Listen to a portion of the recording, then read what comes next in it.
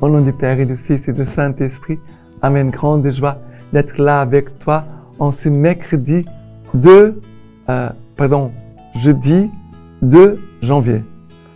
Et nous sommes dans cette nouvelle année. Je vous souhaite encore, pour ceux qui n'ont pas écouté hier la lecture divine, je te souhaite une bonne et sainte année 2025. Une bonne et sainte année pour toi et toute ta famille et aussi les gens qui sont autour de toi.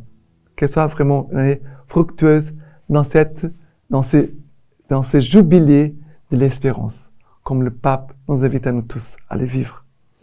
La première lecture d'aujourd'hui, c'est 1 Jean, chapitre 2, à partir du verset 22. Bien-aimés, le menteur n'est-il pas celui qui refuse que Jésus soit le Christ? Celui-là est l'Antichrist. Il refuse à la fois le Père et le Fils. Quiconque refuse le Fils n'a pas non plus le Père. Celui qui reconnaît le Fils a aussi le Père. Quant à vous, que demeure en vous ce que vous avez entendu depuis le commencement. Si ce que vous avez entendu depuis le commencement demeure en vous, vous aussi, vous demeurerez dans le Fils et dans le Père. Et telle est la promesse que lui-même nous a faite, la vie éternelle. Je vous ai écrit cela à propos de ce qui vous égare. Quant à vous, l'onction que vous avez reçue de lui demeure en vous, et vous n'avez pas besoin d'enseignement. Cette onction vous enseigne toutes choses, et la vérité et non pas mensonge. Et selon ce qu'elle vous a enseigné, vous demeurez en lui. Et maintenant, petits enfants, demeurez en lui.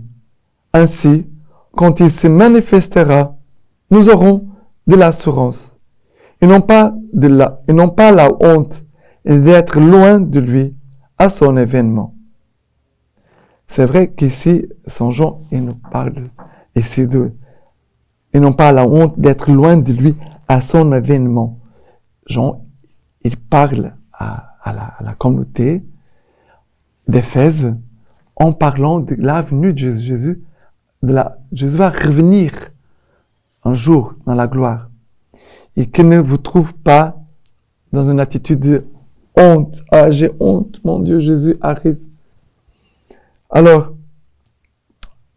ici encore, Saint Jean nous parle de l'Antichrist. Qui est l'Antichrist? C'est celui qui refuse que Jésus-Christ soit le Christ. Il y a beaucoup d'églises, beaucoup de foi, plein de choses partout dans le monde. Il y a. Mais,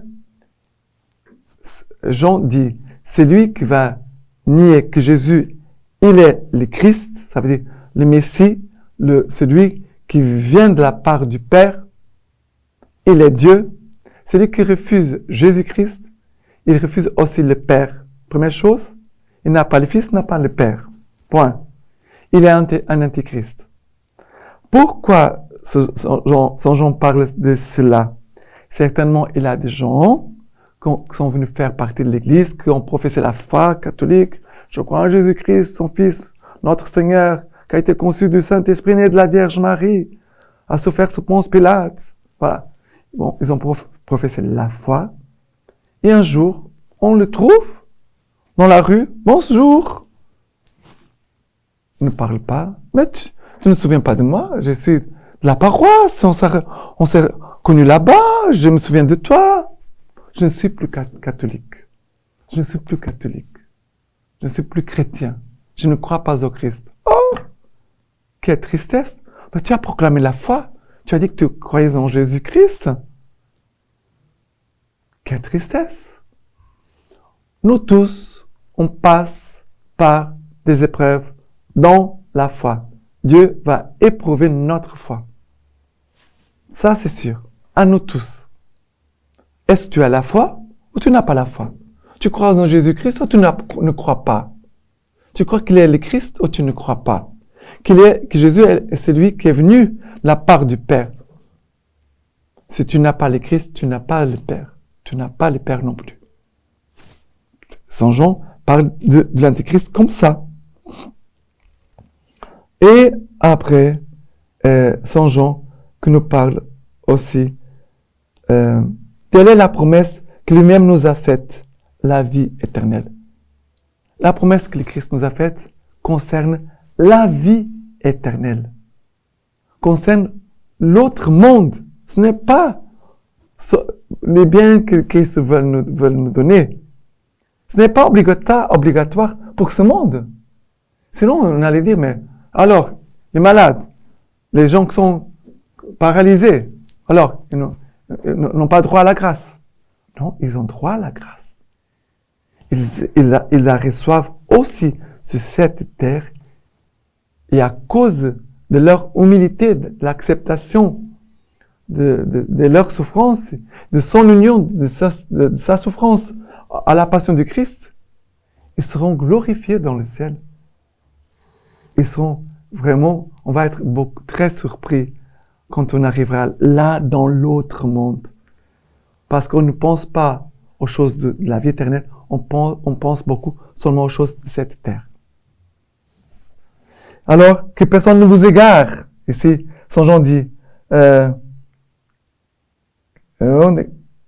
personne ne vous égare. Il dit, je vous ai écrit cela à propos de ceux qui vous égarent. Faites attention. Quelqu'un qui est ton ami va toujours te dire, l'église, oh, c'est l'heure de la messe, oh, on y va. C'est la prière, on va prier. Non, laisse la prière, tu peux la faire plus tard. Demain, oh, il a la prière tous les jours. À la messe, oh, mais la messe, c'est tout le temps la messe. Cette personne n'est pas un bon ami pour toi. Quelqu'un qui dit, oh, il y a des gens qui n'ont peut-être pas la foi, on dit, bon, je respecte. C'est la prière, c'est la messe, vas-y.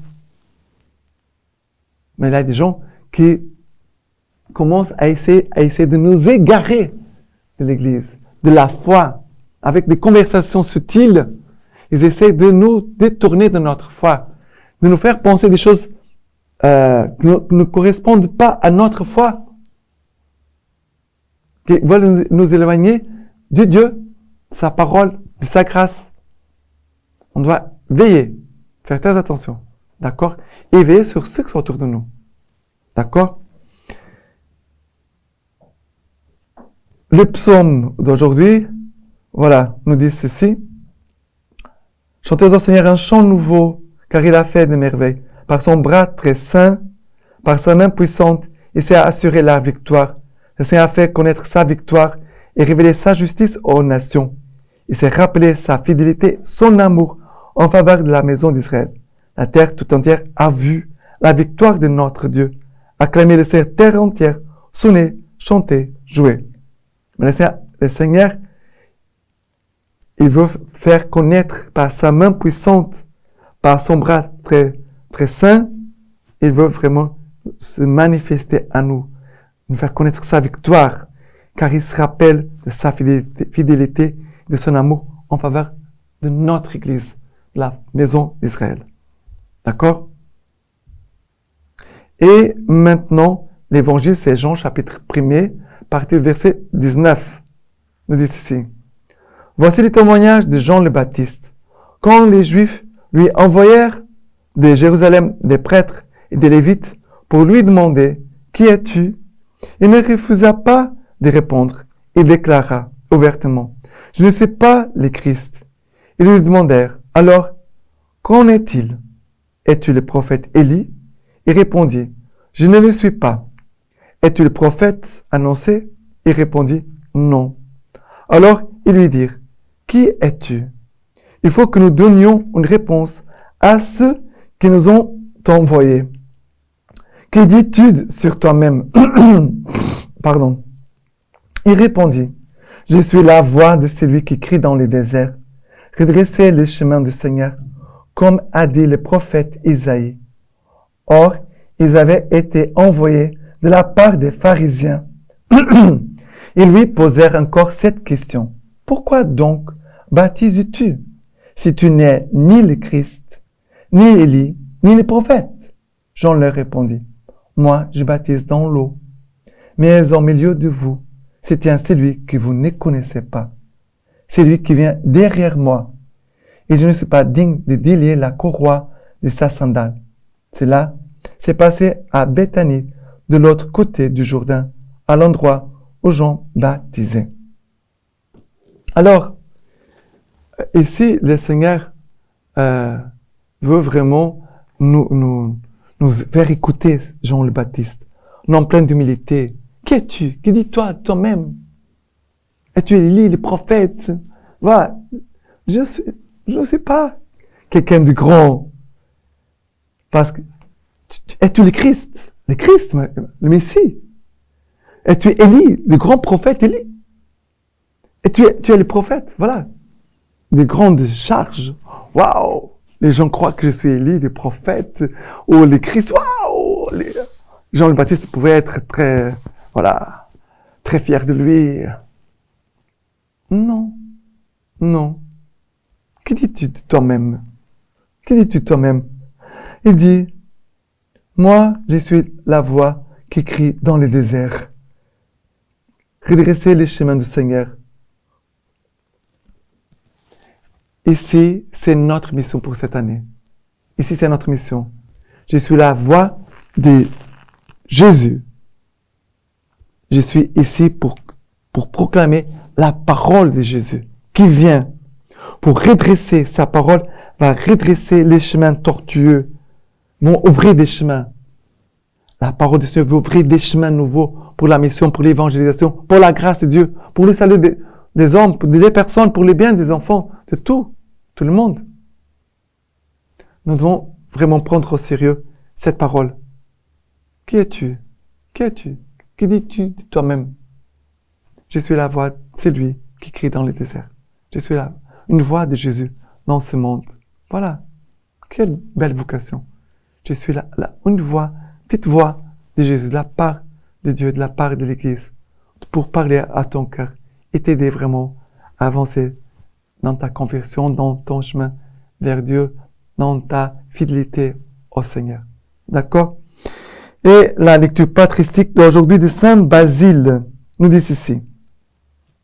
De même que la parole est dans l'âme, qu'elle soit pensée par le cœur ou s'exprime par la langue, ainsi en est-il de l'Esprit Saint, soit qu'il rend témoignage à notre esprit et qu'il s'écrit dans notre cœur, Abba Père, soit qu'il parle à notre place selon l'affirmation de Jésus. Ce n'est pas vous qui parlerez, c'est l'Esprit du Père qui parlera en vous. Maintenant, je vous laisse la bénédiction par les mains toutes pures de la Vierge Marie. Dieu Tout-Puissant vous bénisse et vous garde, le Père, le Fils et le Saint-Esprit. Amen.